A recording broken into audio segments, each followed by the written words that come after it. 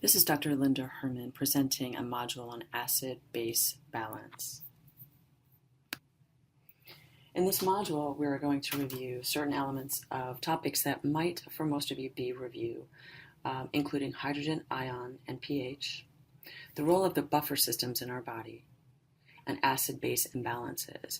And using case-based examples in class, we're going to apply these concepts to discuss in our groups the application of these concepts in patient scenarios. All right, so just some review on acid-base balance. And we're going to talk about pH and what exactly it is. But first we should know that an acid is a molecule that can release hydrogen, and a base is a molecule or ion that can receive or combine with hydrogen. So when we look at what constitutes a pH, we first know that it's a negative logarithm of the hydrogen concentration. So if you see the scale here, a pH of 7 is neutral, and less than 7 you become more acidic, and certainly as you get close to 0, it's very acidic. And as you go from 7 to 0, you're increasing the amount of hydrogen ions. And if you look to the right of that, as you increase your pH to greater than 7, you're becoming more alkaline. And as a result of that, you're decreasing your hydrogen ions. So when we talk about a pH, we know that each number represents a factor of 10. So for example, if a solution moves from a pH of 7 to a pH of 6, then hydrogen ions have increased tenfold. And in looking at this little scale, if the hydrogen is high in number, your pH is acidic. And if your hydrogen is low in number, your pH is alkaline. All right, so just some review on acid-base balance. And we're going to talk about pH and what exactly it is. But first we should know that an acid is a molecule that can release hydrogen, and a base is a molecule or ion that can receive or combine with hydrogen. So when we look at what constitutes a pH, we first know that it's a negative logarithm of the hydrogen concentration. So if you see the scale here, a pH of 7 is neutral, and less than 7 you become more acidic, and certainly as you get close to 0, it's very acidic. And as you go from 7 to 0, you're increasing the amount of hydrogen ions. And if you look to the right of that, as you increase your pH to greater than 7, you're becoming more alkaline. And as a result of that, you're decreasing your hydrogen ions. So when we talk about a pH, we know that each number represents a factor of 10. So for example, if a solution moves from a pH of 7 to a pH of 6, then hydrogen ions have increased tenfold. And in looking at this little scale, if the hydrogen is high in number, your pH is acidic. And if your hydrogen is low in number, your pH is alkaline. So we know that acids are formed as end products of metabolism of fats, proteins, and carbohydrates. And in order to maintain the body's normal pH, which is the range of 7.35 to 7.45, hydrogen must be neutralized by the retention of bicarbonate or the excretion of bicarbonate. We know that bones, lungs, and kidneys are the major organs involved in this regulation of this acid-base balance, and we'll get into that more as this module moves forward. So a pH below 6.8 is equivalent, with non-viable conditions, as well as a pH above 7.8. Acid-base balance or imbalance is mainly concerned with two ions, hydrogen and bicarbonate. Then any changes in hydrogen and bicarbonate concentrations in body fluids are common in most disease processes. As I mentioned earlier, the lungs, kidneys, and our bones are major organs involved in the regulation of acid-base balance. All of these systems are interrelated to regulate short and long-term changes in acid-base status. Body acids exist in two forms: volatile, which would be respiratory acids and are eliminated as carbon dioxide, and non-volatile, which are metabolic acids eliminated by our kidneys or metabolized by the liver. The volatile acid is carbonic acid, which is formed from the hydration of carbon dioxide. And here again, you can see the body acids in their two forms. The volatile are respiratory acids, eliminated as carbon dioxide, and are non-volatile or metabolic acids, eliminated by the kidneys or metabolized by the liver. And you can see the volatile acid of carbonic acid formed by the addition of hydration of carbon dioxide. So this is a great picture from our text. It's figure 312, looking at the integration of how pH is controlled with the mechanisms in our body. And you can see with carbon dioxide produced in our tissue cells diffusing into the plasma, and at this point being transported as dissolved carbon dioxide. Alternatively, it also combines with water to form carbonic acid, or combining with a protein. And as a result of that, hydrogen is released. So as we see, most of our carbon dioxide diffuses into the red blood cells and combines with water to form our carbonic acid. And here the carbonic acid dissociates, if you see, to form a hydrogen ion and bicarb. And here hydrogen ion then combines with hemoglobin that has released its oxygen to form reduced hemoglobin, which then buffers the hydrogen ion and forms a sort of more acidic element to our venous blood than our arterial blood at that point. And then with an increase in hydrogen concentration with the elevated CO2, there's an increase in the respiratory rate. So as a result of that, you're eliminating more carbon dioxide and secreting more of the hydrogen ions by our kidneys. So as we begin to talk about the different types of buffering that occur in our body, we should review that buffering is the ability of the body to absorb excess hydrogen or acid or hydroxide or base in order to minimize the fluctuations in the pH of our body. And this is done with mechanisms of buffering in the intracellular as well as extracellular fluid compartments as well. So we know that buffer systems exist as buffer pairs, usually consisting of a weak acid and its conjugate base. And what occurs is there's a trading of a strong acid for a weak acid or a strong base for a weak base. And one of the things that we will get into in the next few slides is the most important plasma buffering systems that we have are the carbonic acid bicarbonate system and hemoglobin. And this association and dissociation occur very quickly or instantaneously in our bodies. So again, the most important plasma buffering systems in our body are the carbonic acid bicarbonate system. So here we know that this operates within our lung and our kidneys, and that the greater the partial pressure of carbon dioxide, or the PCO2, the more carbonic acid is formed. So for example, at a pH of 7.4, the ratio of bicarbonate to carbonic acid is 20.1. In addition, bicarbonate and carbonic acid can increase or decrease, but the ratio has to be maintained. Our lungs can decrease the level of carbonic acid, and our kidneys can reabsorb or regenerate bicarbonate, but do not act as fast as our lungs. So you don't have the metabolic effects as quickly as you do the respiratory effect. And we'll get into that with as we move further down with acid-base imbalances, and certainly when we talk about our cases in our class time.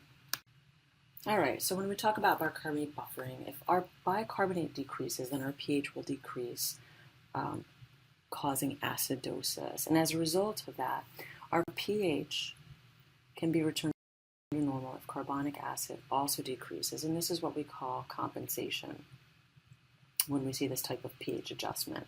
Our respiratory system also compensates by increasing or decreasing ventilation. Our renal system also compensates by producing acidic or alkaline urine. And again, as we look through some of the cases looking at actual arterial blood gases, we'll be able to apply these concepts more critically. With this figure of the bicarbonate buffer system, we see that excess carbon dioxide moving into the red blood cell thus resulting in enzyme carbonic anhydrase catalyzing this, converting it to carbonic acid. And then the carbonic acid dissociates into hydrogen and bicarb, and this hydrogen combines with hemoglobin, and the bicarb diffuses into our plasma for acid-base regulation. So this is a nice sort of visual depiction of what was just previously explained verbally. So now we're moving on to other buffering systems, and as I discuss each of them in this module, or on this slide, you can click on the tabs above as I speak to each of them, and there's some small notes there for which to just highlight key points, but I will elaborate on them through this narration. So when we talk about protein buffering, we know that both intracellular and extracellular proteins are negatively charged and thus can serve as buffers for hydrogen. We know that most of our proteins are located inside our cells and therefore primarily intracellular buffer system. And hemoglobin is a great example of an intracellular blood buffer because of its ability to bind with hydrogen to form reduced hemoglobin or deoxyhemoglobin and carbon dioxide, so it can also form carbaminohemoglobin as well. We know that hemoglobin is bound to hydrogen and then becomes a weak acid. Now moving on to other buffering systems, if you just slide over to the respiratory tab. So we know that with our respiratory system, we're able to regulate our acid-base balance by controlling the rate of ventilation, so hyperventilating versus hypoventilating, depending on the scenario metabolically, if you have acidosis or alkalosis. So for example, when you have acidemia, our respiratory rate increases, therefore eliminating carbon dioxide and reducing carbonic acid. And alternatively, when alkalemia occurs, our respiratory rate decreases, and therefore we retain carbon dioxide, thus increasing our carbonic acid concentration. Now moving over slightly to the next tab regarding renal buffering. It occurs in our distal tubule of the kidney. This is where the regulation of acid-base balance occurs by secretion of hydrogen into our urine and then regenerating bicarb with, let's just say the maximum urine acidity is about 4.5 to 4.7. So when we talk about renal buffering systems, we talk mainly about dibasic phosphate and ammonia, and these are the two important renal buffers. Dibasic phosphate is filtered at the glomerulus. About 75% of that is reabsorbed, and thus the remainder of that is available for buffering. Ammonia is also an important renal buffer. It is not ionized, therefore does not carry a charge, and is lipid soluble and can cross the tubular cell membrane. The presence of ammonia in the tubular cells, there's a concentration gradient that is created, therefore diffusing into the renal tubular fluid, combining with hydrogen to form the ammonium ion, which is subsequently eliminated in the urine. And lastly, with cellular exchange, there's a cellular ion exchange mechanism, which is also an important buffering system. And so the best example that we have there is that shift of potassium in exchange for hydrogen during states of acidosis or alkalosis. And with acidosis, potassium leaves the intracellular space in exchange for hydrogen. And then with alkalosis, you have the reverse taking effect in that scenario. All right, so we're going to begin talking about acid-base imbalances, and I'm going to briefly review the normal arterial blood pH, and then the 4 categories of acid-base imbalances coming up on the next slides. And then certainly in class I will go over more of a review as we prepare to interpret some of the ABG values. So we'll go over more of that in class, but just as a refresher, so our normal arterial blood pH, right, is 7.35 to 7.45.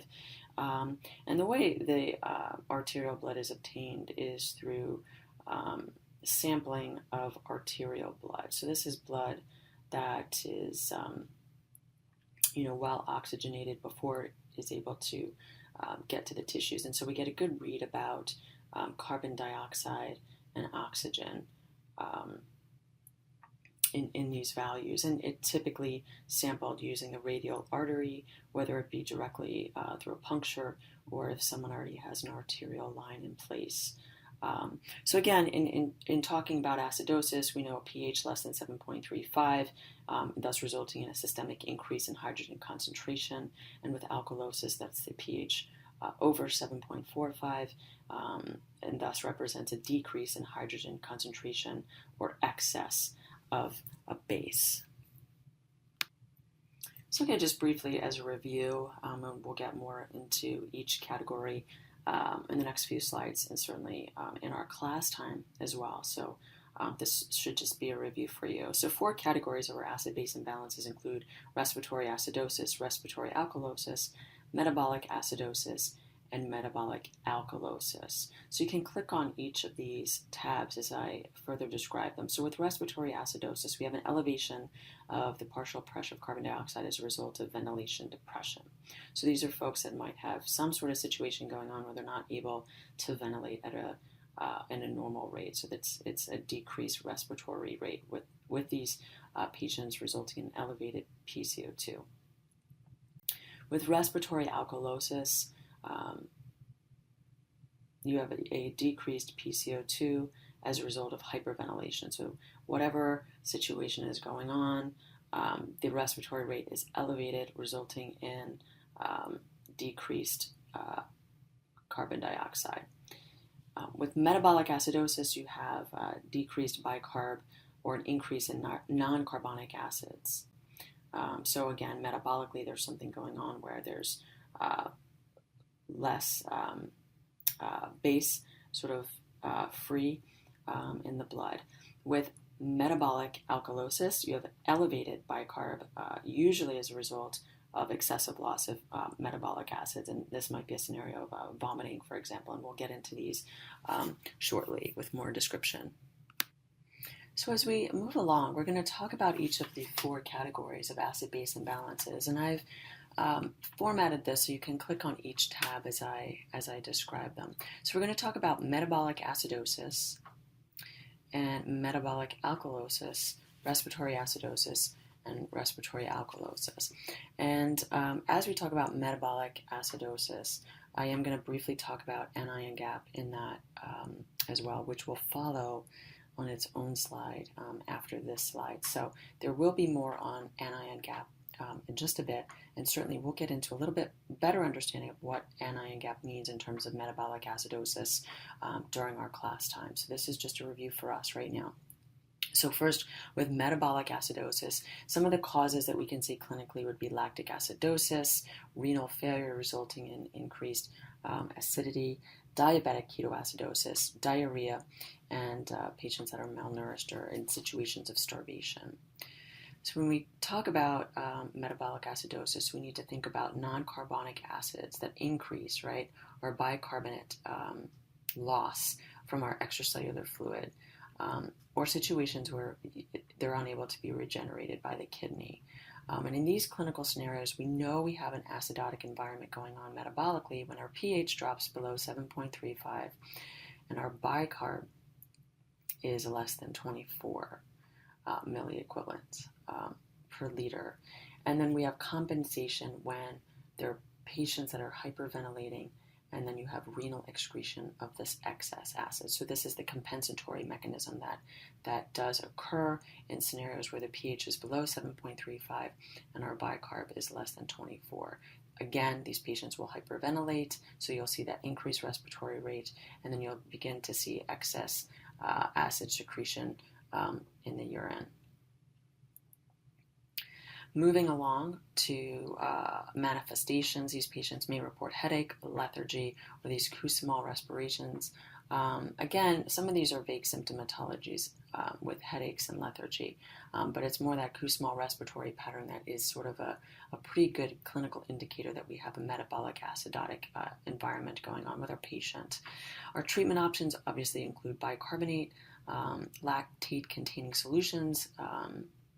And then why we give those is because lactate converts into bicarb in our liver. So this is an important vehicle to, again, reverse this acidotic process going on.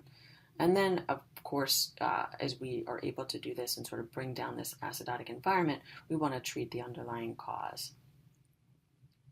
So moving on to metabolic alkalosis, we think of causes being situations where there's prolonged vomiting. There's a situation clinically where there might be gastric suctioning going on. Excessive bicarbonate intake is also another cause. And then hyperaldosteronism with hypokalemia, and then diuretic therapy.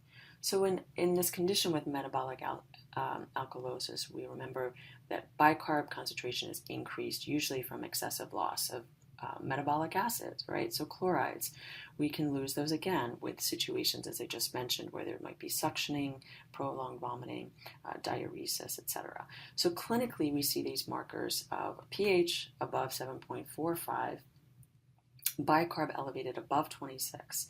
And then when we have these indicators, our body's compensatory mechanisms would be resulting in hypoventilation, right? And a way to maintain a hold on carbonic acid. So hypoventilation by way of kidneys conserving hydrogen ions and then eliminating bicarb. So your kidneys will conserve hydrogen, eliminate bicarb, and our respiratory situation is such that we begin to hypoventilate.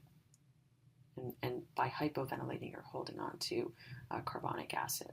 Clinically, you'll see patients may exhibit signs of weakness, cramping in their musculature, hyperactive reflexes, and again, signs of hypocalcemia.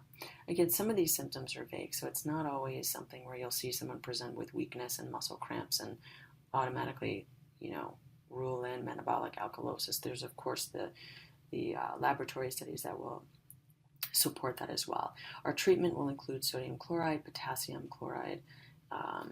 Again, we know chloride replaces bicarb, so we know how that clinically will have an effect on that metabolic alkalosis.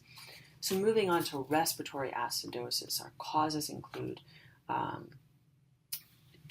traumatic situations. So with neurotrauma, you have brainstem issues resulting in depressed respiratory rate.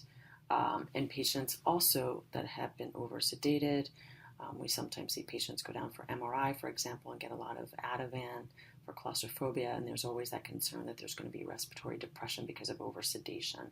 So again, these are patients that might present with respiratory acidosis. Patients that have paralysis of their respiratory muscles, for example, Guillain-Barré is a good example of that.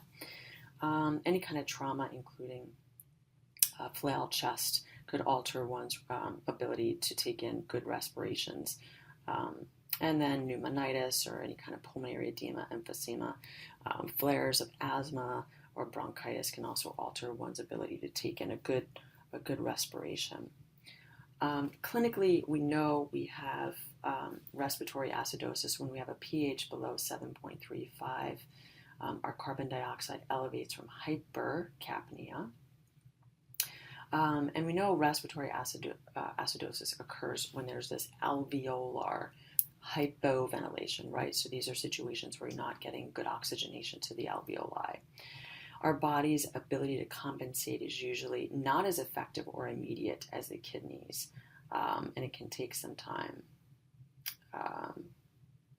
But it takes time for the kidneys to conserve bicarb and eliminate hydrogen. So again, our compensation not as effective in terms of a respiratory acidosis because it takes some time metabolically for our kidneys to conserve bicarb and eliminate hydrogen. So usually folks that have a metabolic acidosis or alkalosis, the respiratory compensation can occur a little bit more quickly than the metabolic compensation that's needed in a respiratory acidosis. Moving on to clinical manifestations again, some vague symptoms including headache or restlessness, blurred vision. People can become sort of apprehensive. Again, later stages, lethargy and coma, and tremors. Treatment really centers around restoring adequate ventilation. And sometimes people do need to be placed on mechanical ventilation for this, and with the administration of IV lactate fluids. Lastly, with respiratory alkalosis, this can occur in populations in high altitudes or hypermetabolic states like fever, thyrotoxicosis, salicylate intoxication, a panic disorder, right? So these are patients that are maybe having some increased ventilation. And then it can also occur sort of iatrogenically if there's an improper use of mechanical ventilation.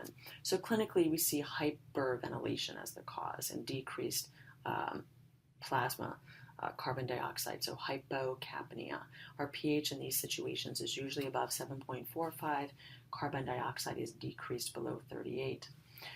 Our metabolic compensation usually is where our kidneys are going to decrease hydrogen excretion, again, holding on to some acidity with these hydrogen ions, and then absorbing bicarb again. So you're going to decrease the absorption of bicarbonate in an alkalotic situation.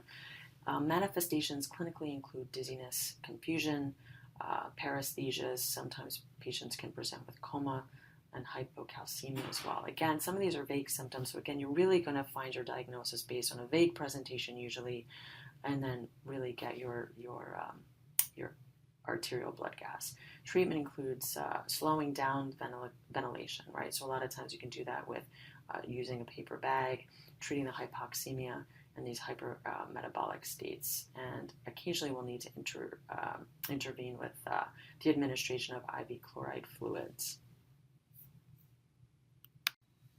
So again, getting back to metabolic acidosis, again, I want to cover the schematic that I put in your module, and then I will talk on the next slide about the anion gap. As I said briefly, we'll talk about it here as a review, and then in class we'll get into a little bit more detail about the anion gap and the role of metabolic acidosis. But again, when we look at this diagram, we know in the conditions when metabolic acidosis can be found, it's either with a loss of a base or the addition of an acid. And when we look at this algorithm of what exactly occurs, again, this is more of a visual diagram of what I've already explained in the previous slides. You have decreased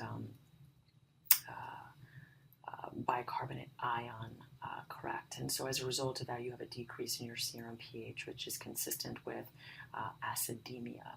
As a result of that, you see you have renal and respiratory buffering that occur with hyperventilation, a decrease in carbon dioxide and water, and then you have decrease in bicarbonate. As a result of that, you see this compensation that occurs to return the pH to that normal range, and you have a decrease with hydrogen ions there.